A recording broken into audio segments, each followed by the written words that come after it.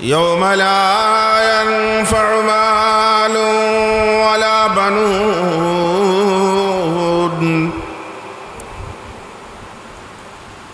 إلا من أتى الله بقلب سليم.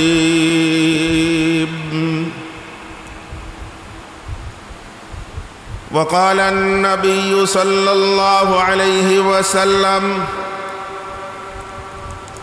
بني الإسلام على 5: شهادة أن لا إله إلا الله وأن محمدًا رسول الله وإقام الصلاة وإيتاء الزكاة والحج وصوم رمضان.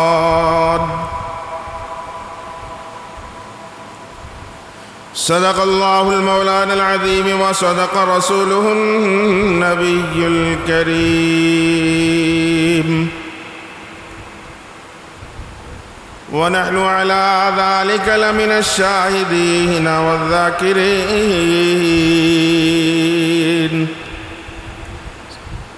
فسبحان الله رب العالمين.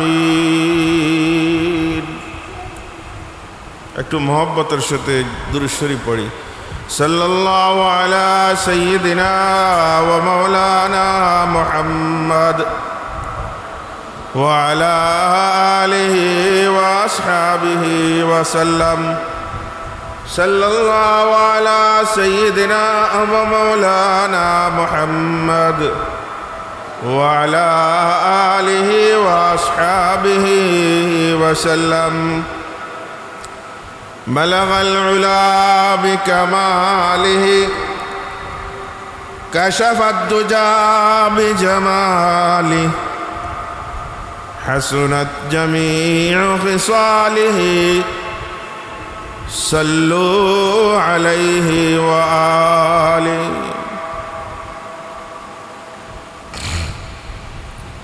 নোয়াগাঁও কেন্দ্রীয় মসজিদ, কেন্দ্রীয় জামে মসজিদ কর্তৃক আয়োজিত আজকের এই ইসলামী মাহফিলের সম্মানিত মুসল্লিয়ানে কেরাম, পর্দার আড়ালে অবস্থানরত অত্যন্ত শ্রদ্ধা মা বোনেরা, আল্লাহ রাব্বুল আলামিনের দরবারে আমরা শুকরিয়া আদায় করি যে মহান রাব্বুল আলামিন আমাদেরকে এই গুরুত্বপূর্ণ মাহফিলের আয়োজন এবং গুরুত্বপূর্ণ মাহফিলে আসার এবং বসার তৌফিক দিয়েছেন। এই জন্য আল্লাহ রাব্বুল আলামিনের দরবারে শুকরিয়া আদায় করি, আলহামদুলিল্লাহ।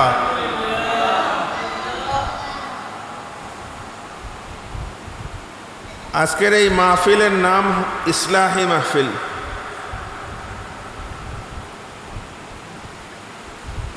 আত্মশুদ্ধির মাহফিল। আল্লাহ রাব্বুল আলামিন আমাদেরকে মানুষ হিসাবে, ইনসান হিসাবে সৃষ্টি করেছেন।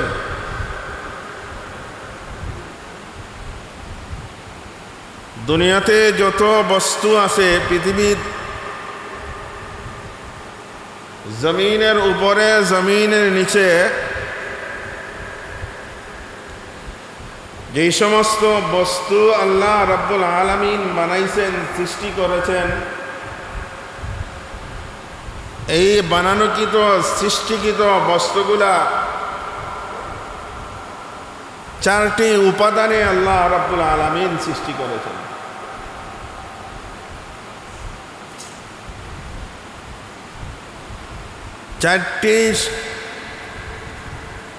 চারটি উপাদান মিশ্রিত পৃথিবীর যত বস্তু আছে সমস্ত বস্তুগুলা এই 4 উপাদান দ্বারা আল্লাহ রাব্বুল আলামিন সৃষ্টি করেছেন।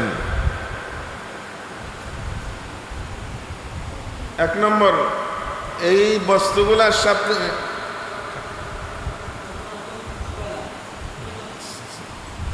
এই বস্তুগুলোর সাথে আমরা অত্যন্ত সুপরিচিত। আমার কথাগুলা বোঝার চেষ্টা করবেন। এই বস্তুগুলা আমরা অত্যন্ত এই বস্তুগুলা, এই আসবাবগুলা, চিজগুলা আমরা অত্যন্ত পরিচিত। আমি নাম বলার সাথে সাথেই আপনারা বলবেন ঠিক আছে। চারটি উপাদানে আল্লাহ রাব্বুল আলামিন পৃথিবীর সমস্ত বস্তুগুলা আল্লাহ রাব্বুল আলামিন সৃষ্টি করেছেন। এক নম্বর মাটি, এক নম্বর মাটি, দুই নম্বর আগুন, তিন নম্বর পানি, চার নম্বর বাতাস। কিতাবের পরিভাষা আনাসিরে আরবা বলা হয়। এই চার উপাদান ব্যতীত কোনো জিনিসের সৃষ্টি নাই। এবং আমরা মানব জাতি, আমরা যে মানুষ ইনসান আল্লাহ রাব্বুল আলামিন আমাদেরকে বানাইছেন, ওই মানুষগুলাও চার উপাদানে সৃষ্টি। আমরা অনেক সময় বলে থাকি এই কথা, মানুষ মাটির সৃষ্টি। কেন মানুষকে মাটির সৃষ্টি, মানে মাটি দ্বারা সৃষ্টি, কেন এই কথা বলা হয়? মানুষের দেহের ভিতরে আল্লাহ রাব্বুল আলামিন মাটির অংশ বেশি দিয়ে সৃষ্টি করেছেন, এই জন্য মানুষকে বলা হয় মাটির মানুষ। আমরা বলি না এই কথা?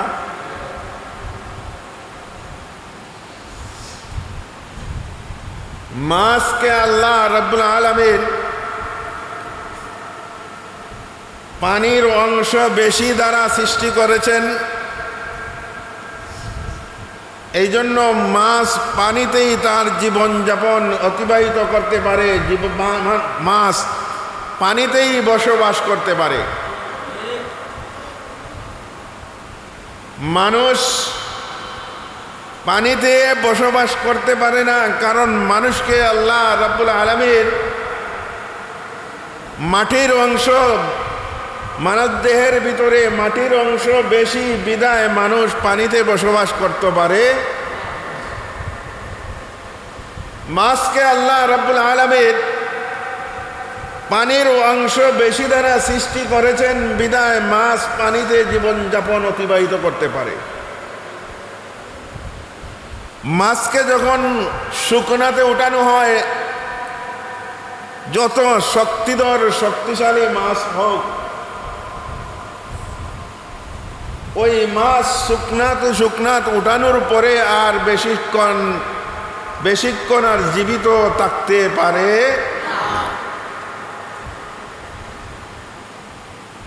ঠিক তদ্রূপভাবে মানুষকেও যদি বেশি সময় পানির ভিতরে ছুবায়া রাখা হয়, মানুষও বেশি সময় পানির ভিতরে জীবিত থাকতে পারে না। কারণ মানুষকে আল্লাহ রাব্বুল আলামিন, মানব দেহের ভিতরে আল্লাহ রাব্বুল আলামিন মাটির অংশ বেশি দিয়ে সৃষ্টি করেছেন, এই জন্য মানুষের বসবাসের উপযোগী স্থান হইল কি মাটি। আর মাছকে আল্লাহ রাব্বুল আলামিন পানির অংশ বেশি দ্বারা সৃষ্টি করেছেন, এই জন্য মাছ পানিতে বসবাস করতে পারে। ঠিক তদ্রূপভাবে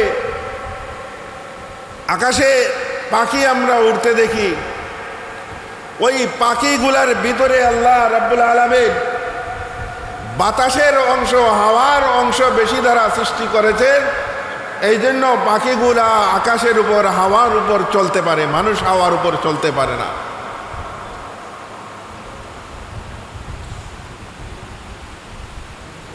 এইভাবে আগুন, পানি, মাটি, বাতাস, এই চার উপাদানে আল্লাহ রাব্বুল আলামিন পৃথিবীর সমস্ত সৃষ্টি জগৎকে আল্লাহ রাব্বুল আলামিন সৃষ্টি করেছেন। আর এই সৃষ্টি জগতের ভিতরেও আমরাও একটা জাতি, মানব জাতি, ইনসান জাতি। আমরা আমাদের দেহের ভিতরে, শরীরের ভিতরে এই চার উপাদান আল্লাহ রাব্বুল আলামিন, চার উপাদান দ্বারা আমাদেরকে আল্লাহ রাব্বুল আলামিন বানাইছেন।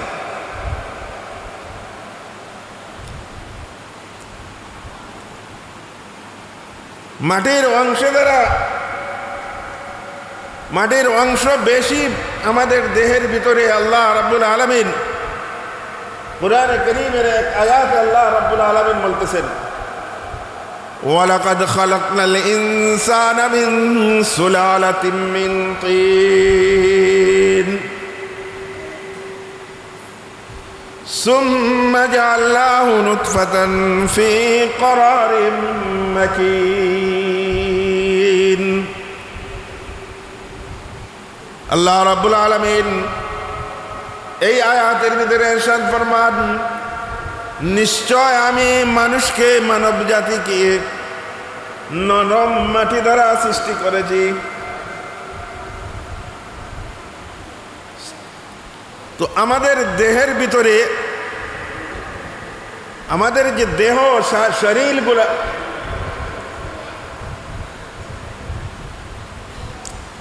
শরীরকে আল্লাহ রাব্বুল আলামিন, দেহকে চার উপাদানে আল্লাহ রাব্বুল আলামিন সৃষ্টি করেছেন। আর এই উপাদানের মাত্রা, মাটির মাত্রা বেশি, এই জন্য আমাদেরকে মাটির মানুষ হিসাবে আমাদেরকে স্বীকৃতি দেওয়া হয়। এখন মানব দেহের ভিতরে, মানব দেহ যে শারীরিক গঠনগুলা, এই অংশগুলার ভিতরে এই চার বস্তু, আগুন, পানি, মাটি, বাতাস, এই চার বস্তু দ্বারা দেহ সৃষ্টি হয়েছে। দেহের ভিতরে,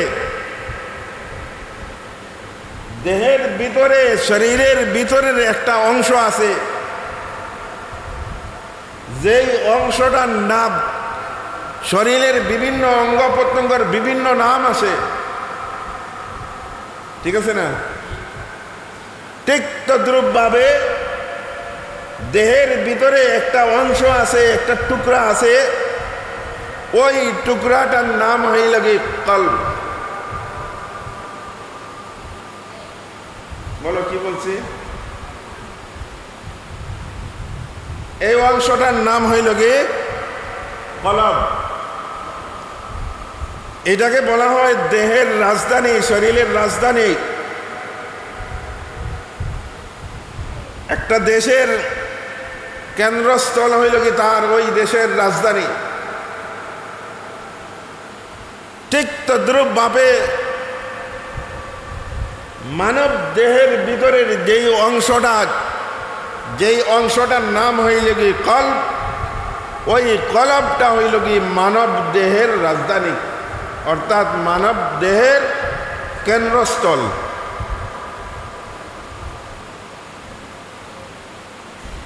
তো রাজধানী যদি, শত্রুই যদি রাজধানীকে আয়ত্তে আনতে পারে, তো পুরা দেশটা, পুরা দেশটা কন্ট্রোলের ভিতরে চলে আসে। ঠিক তদ্রূপভাবে মানব দেহের সবচেয়ে গুরুত্বপূর্ণ যে অংশটা, যেই অংশটার নাম হইল কি কল্ব, ওই কল্বটা যদি মানুষ তার কন্ট্রোলে আনতে পারে, তাইলে তার সব কিছু কন্ট্রোলে চলে আসবে। আমার তিলাওয়াতকৃত আয়াতে আল্লাহ রাব্বুল আলামিন বলতেছেন, ইয়াওমা লা ইয়ানফা'ু মালুন ওয়ালা বানুন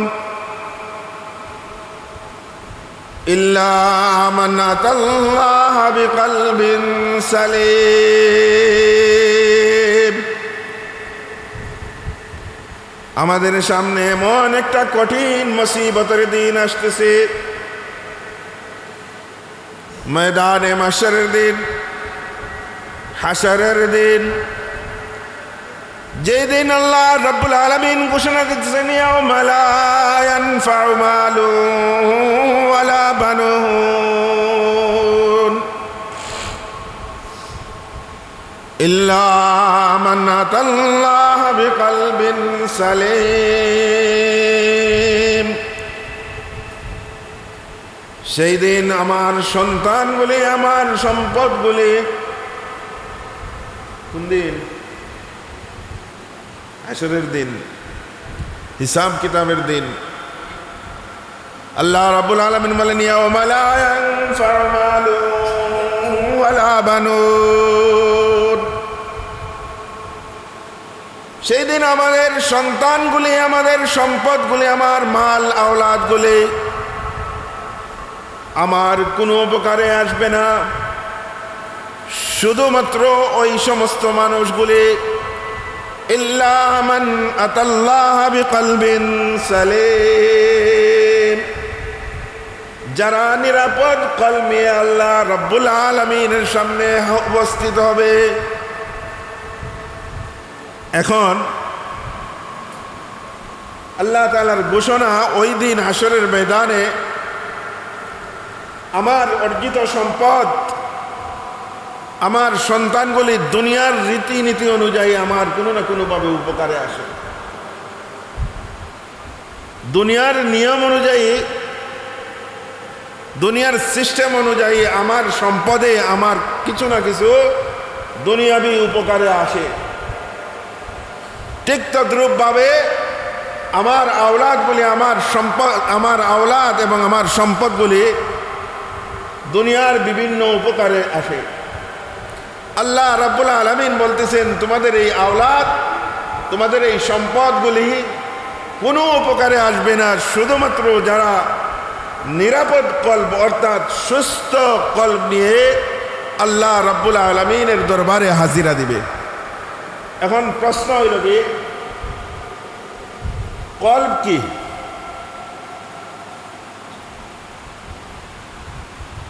কল্ব আরবি শব্দ, এইটার আবিধানিক অর্থ হইল কি পরিবর্তন হওয়া।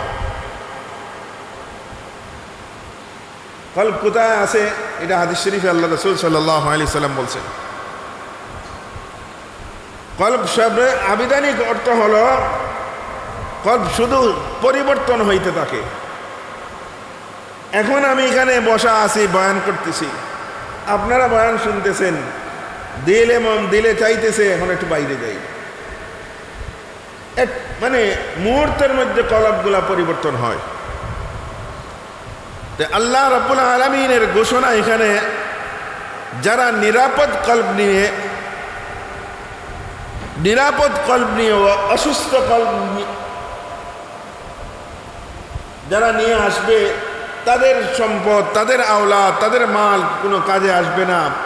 যারা সুস্থ কল্ব নিয়ে আল্লাহ তাআলার দরবারে হাজিরা দিবে, উপস্থিত হবে, ওই সমস্ত ব্যক্তিরা ওই দিন আল্লাহ রাব্বুল আলামিন তাদেরকে আল্লাহ রাব্বুল আলামিন পুরস্কৃত করবেন।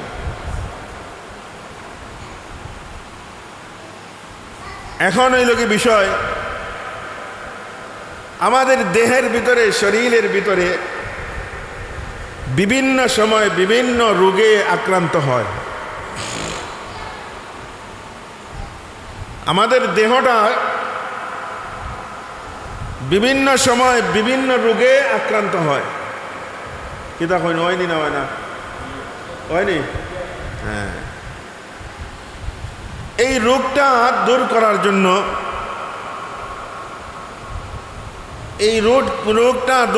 জন্য, বিভিন্ন সময় বিভিন্ন ডাক্তারের পরামর্শ নিয়ে আমরা ঔষধ সেবন করি। শুরুতে বলছিলাম, দুনিয়াতে যত বস্তু আছে 4 উপাদানে সৃষ্টি। তো মানব দেহের ভিতরে 4টা উপাদান আছে। এই 4টা উপাদান দ্বারা আল্লাহ রাব্বুল আলামিন মানব দেহকে সৃষ্টি করেছেন।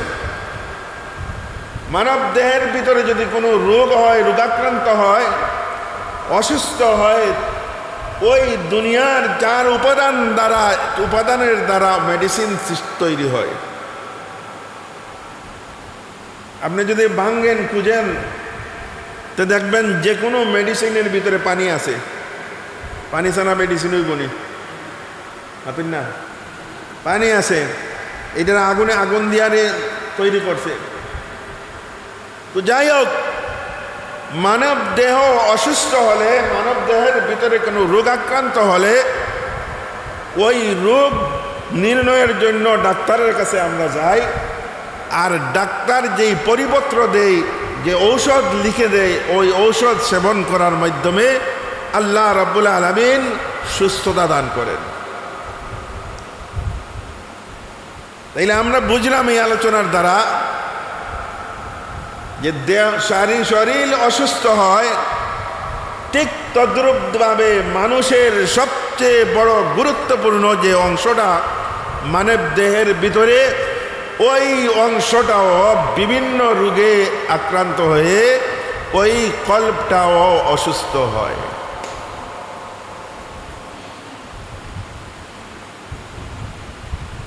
আমরা বুঝি যে দুনিয়া শারীরিক রোগের কারণে চিকিৎসা বিজ্ঞানীরা চিকিৎসার মাধ্যমে এটা সেবা নিয়ে আমাদের শারীরিক অবস্থার উন্নতি হয়, সুস্থ হয়। মানে আমার দেহের ভিতরের সবচেয়ে গুরুত্বপূর্ণ যেই অংশটা, সেই অংশটা যখন অসুস্থ হয়, তা ওইটার জন্য কি চিকিৎসা ব্যবস্থা?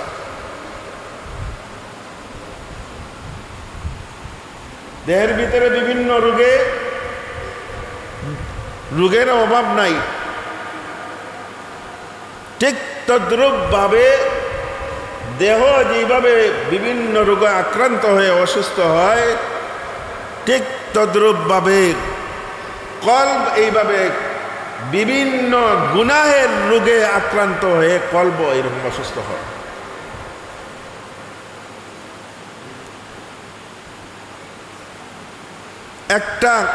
একটা গুনাহের রোগ, একটা গুনাহের রোগের নাম হইল কি কুফুর এবং শিরক। একটু বইতে পারবানি আমার লোকে? একটা গুনাহের নাম কি? কুফুর, শিরক। ওই কুফুর, একটা গুনাহের নাম হইল কি কুফুর এবং শিরক। এই কুফুর এবং শিরকের গুনাহের কারণে দেহের সবচেয়ে বড় যেই অংশটা, শরীরের ভিতরে যেই অংশটা, ওই অংশটা অসুস্থ হয়ে যায়, ওই অংশটা রোগী হয়ে যায়।